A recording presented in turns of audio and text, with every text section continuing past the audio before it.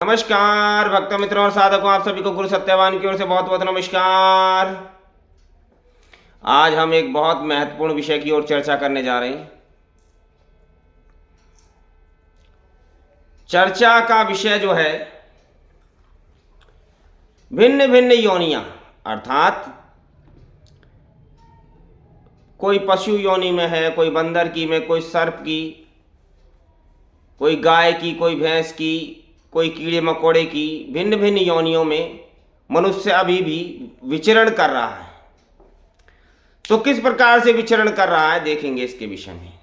इसके साथ में एक बहुत ही महत्वपूर्ण और ज्ञानवर्धक एक कथा है, उस कथा को सुनेंगे और उसके माध्यम से समझने की कोशिश करेंगे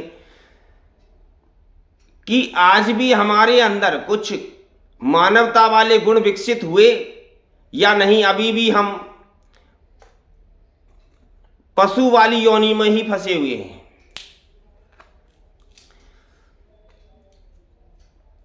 तो बहुत तो नहीं कह सकते, कुछ समय पहले अर्थात प्राचीन काल की बात है, एक ब्राह्मण देवता भिक्षा मांगने के लिए उज्जैन नगरी की ओर जा रहे थे। उस उज्जैन नगरी में उन्हें बहुत बड़े बड़े महल, बड़े बड़े घर, बड़े बड़े भवन दिखाई दिए। उन भवनों में उन्होंने भिक्षा मांगनी आरंभ की, परंतु किसी ने भी उनको भिक्षा नहीं दी। जब उनको भिक्षा नहीं मिली तो बड़े ही विचलित हो गए,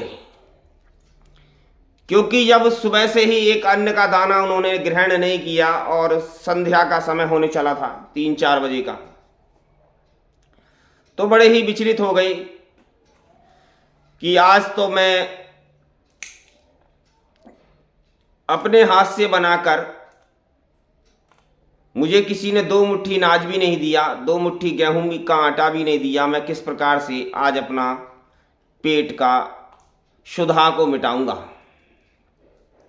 अर्थात भूख किस प्रकार से मेरी मिटेगी। इस प्रकार का वचन करते हुए वह निरंतर आगे की ओर बढ़ते जा रहे थे। तो बार बार वह अपने भाग्य को कोस रहे थे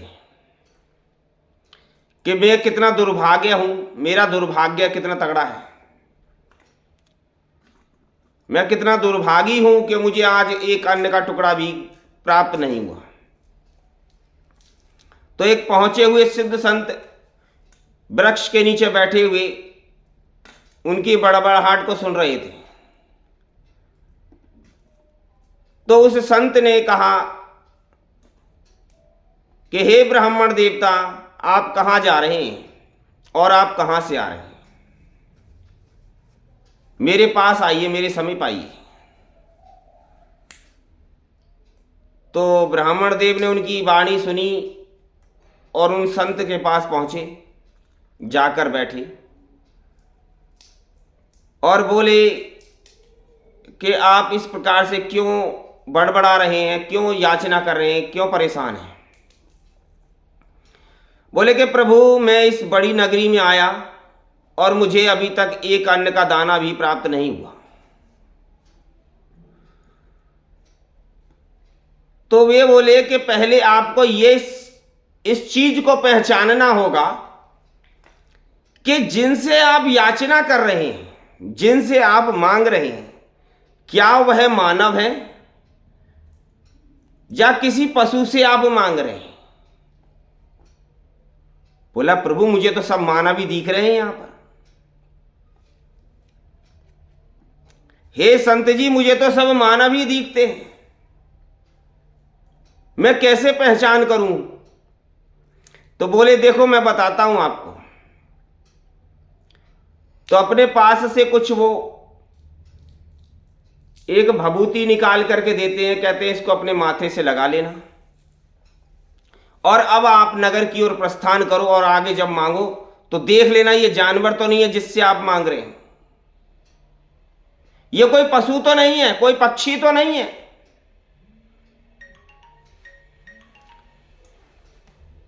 तो आपको मालूम चल जाएगा।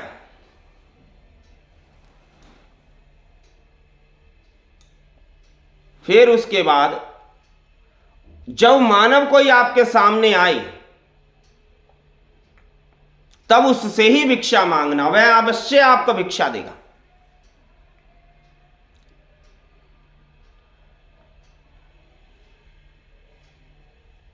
तो उन्होंने हाथ जोड़े और भभूति को लिया और वहां से आगे की ओर चल दी और माथे पर टीका लगा लिया।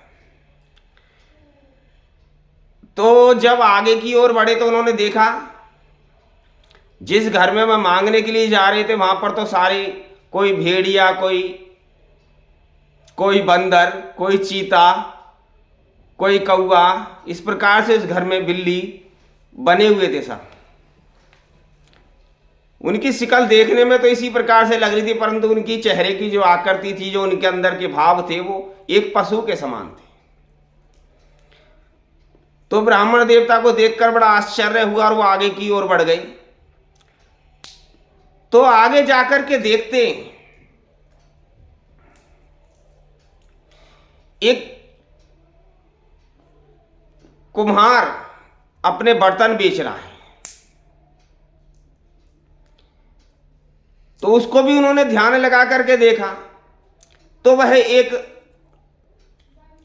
गेरुए वस्त्र पहना हुआ, माथे पर त्रिपुंड लगाए हुए एक साधु भेषधारी वह मानव इस प्रकार से प्रतीत हो रहा था।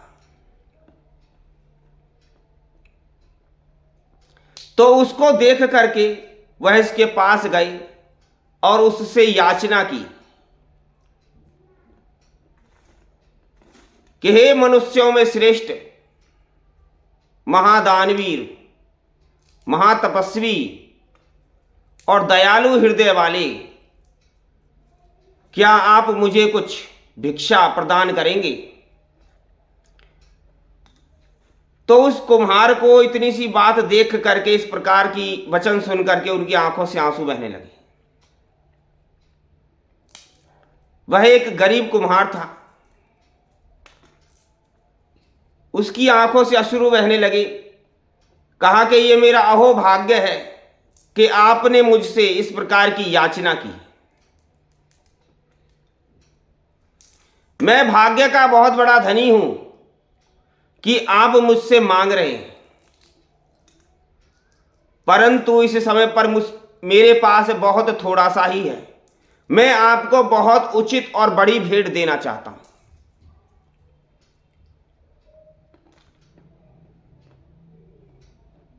लेकिन ब्राह्मण देवता, आप ये बताएं आप कहां से आए?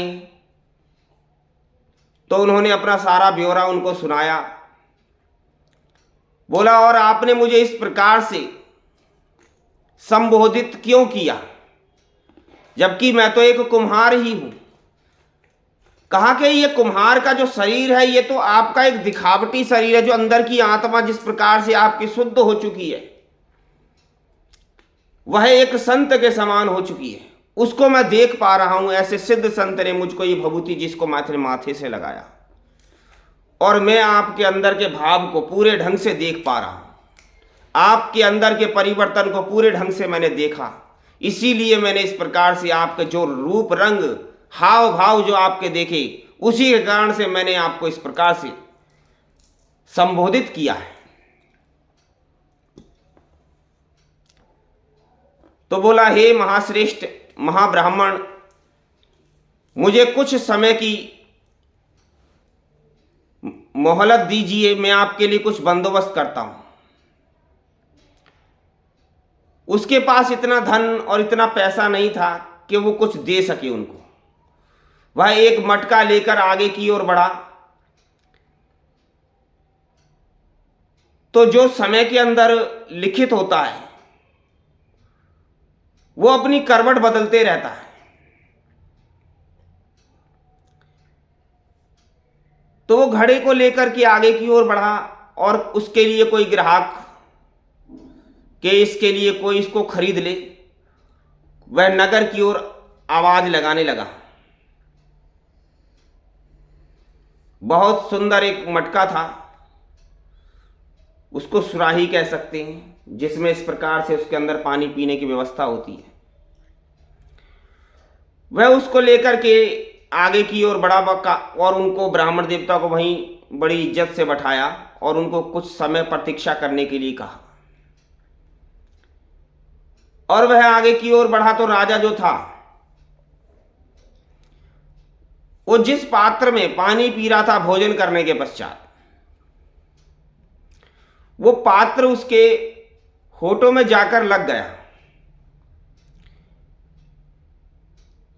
और उसको उस पात्र से बड़ी घृणा हुई और उसने वो पात्र फेंक दिया जमीन पर।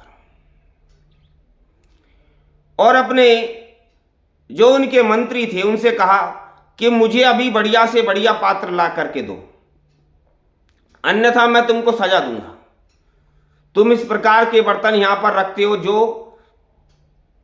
मुझे सुख के बदले दुख प्रदान करते हैं।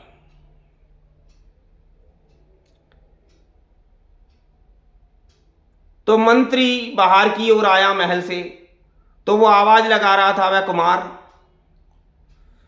तो उस पात्र को उसके पास से वह लेता है और उसको अंदर की ओर ले जाता है कुम्हार को। तो कुम्हार और वो मंत्री आगे अंदर जाते हैं महल में। राजा उस पात्र को देखकर बड़ा प्रसन्नचित्त हो जाता है और उसमें जल भर के जब वो पीता तो उसमें मिट्टी की सुगंध जब उसको आती तो कहता बहुत सुंदर, बहुत ही उत्तम प्रकार का यह बर्तन तुमने कैसे बनाया, बहुत ही मुझे प्रिय लगा है।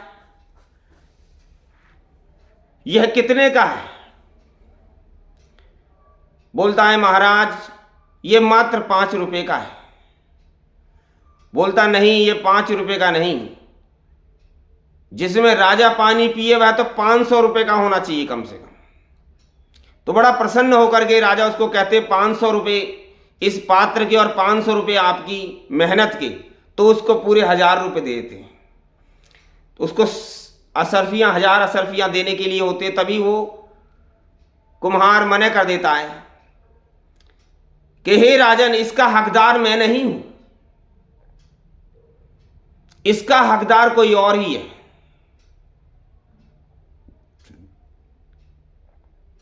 राजा बड़े आश्चर्य में पड़ जाता है कि इसका हकदार कौन है। तो राजा को सारी बातें बताता है कि इसका हकदार वह ब्राह्मण है जिसको मैं अपने स्थान पर बैठाकर आया हूं, और यह संकल्प मैंने लिया था कि इस पात्र को बेचने के पश्चात मुझे जो भी कुछ धन प्राप्त होगा वह मैं ब्राह्मण देवता को दे दूंगा। यदि आज भी इस धन को मैं अपने हाथ में ले लेता, हो सकता है मुझको लालच आ जाता, और जो मैंने पिछले जन्म में उनसे प्रण किया होगा कि मैं आपको इतना दान करूंगा और उस दान को नहीं कर पाया, उसी के कारण से यह मैंने एक कुम्हार का जन्म ग्रहण किया है। और यदि अभी भी मैं मुकर गया अपने वचनों से तो ना जाने अगली गति मेरी किस प्रकार की होगी।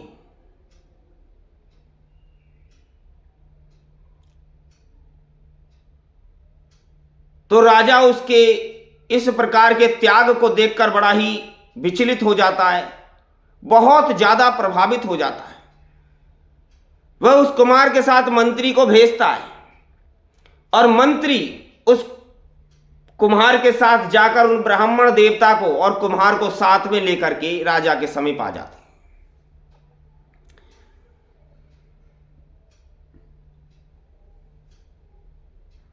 तो राजा उससे कहता है कि ब्राह्मण देवता आप कहां से आए और आप कहां जा रहे हैं, सारी बातों को पूछता है। तो ब्राह्मण देवता उसको शुरू से लेके आरंभ से और अभी तक की घटना सारी बताते हैं कि प्रभु मैं आपके नगर में भिक्षा मांग रहा था, परंतु मुझे कहीं पर भी कोई मानव दृश्य ही नहीं हुआ, मुझे किसी भी मानव के दर्शन नहीं हुए। जब मैं इनके पास पहुंचा तो मुझे इनमें संत महात्मा और एक महापुरुष मानव के दर्शन हुए।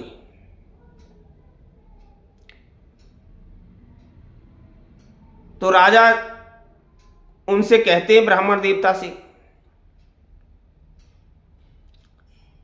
कि हे ब्राह्मण देव, मैं भी देखना चाहता हूं कि मेरे राज्य में किस प्रकार के प्राणी, विचित्र प्राणी रहते हैं। तो राजा भी उस भभूति को लगाकर माथे से लगा लेते हैं और देखते हैं तो कोई बंदर है, कोई चीता है, कोई भालू है, कोई कौवा है, कोई सांप है, कोई नेवला है। भिन्न भिन्न प्रकार के जानवर मेरी नगरी में, मेरे राज्य में, मेरे दरबार में बैठे हुए। तो राजा को बड़ी उत्सुकता हुई, आखिर मैं कौन हूं। वह भी एक आईने के सामने खड़े होकर के देखता तो अपने आप को शेर के रूप में देखता है।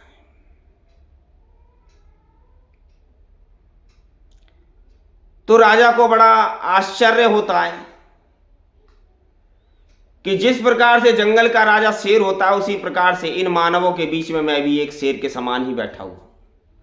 लेकिन मेरे अंदर भी मानवता अभी प्रकट नहीं हुई, क्योंकि जब तक किसी संत से,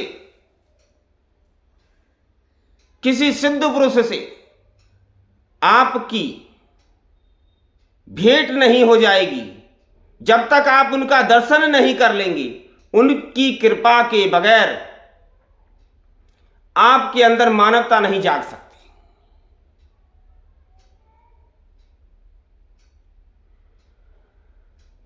तो जो धन का वायदा करके, वचन देकर अपने वचनों से जो मुकर जाता है, वह उसी सर्प के समान होता है जो मेहनत तो चूहा करता है बिल खोदने के लिए, परंतु सर्प उसके ऊपर अपना अधिकार जमा लेता है।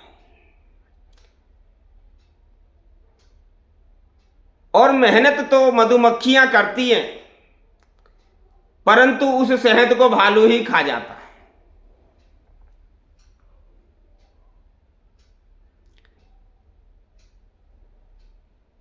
तो इस पूरी कथा का निष्कर्ष जो है कि इस प्रकार से संत की संगति कीजिए ताकि आपके हृदय के अंदर संत महात्मा की छवि का उद्गम हो सके, उत्पन्न हो सके, आपका ज्ञान जागृत हो सके।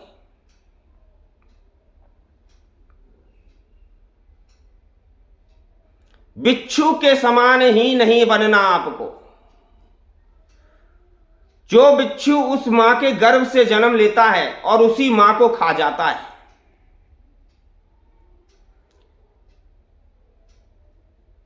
तो उसके समान ना बने और अपनी आगे की गति को खोलें और समझें कि संतों की जो संगति होती है वो किस प्रकार से मनुष्य को परिवर्तित कर देती है। और उस पाशुपति की शरण में जाएं जो पशुओं के भी पति हैं, महापरमेश्वर भगवान भोलेनाथ, जटाशंकर महाराज, जिनको शिव गुरु कहते हैं, उनकी शरण में पहुंचे, संतों के सहारे से पहुंचे, अपने विवेक से पहुंचे, अपने गुणों से पहुंचे, अपनी समझ से पहुंचे कि हमें किस प्रकार से उनकी शरण में जाना है, ताकि हम पशु की योनि से मुक्त होकर मानवता की योनि में आ सके और अपने आप को पहचान सके और अपनी आगे की गति को खोले। बस यही विशेष ज्ञान इस कथा के माध्यम से आपको समझा रहा था। नमः शिवाय। शिव गुरु की सदा ही जय हो, सदा ही जय हो, सदा ही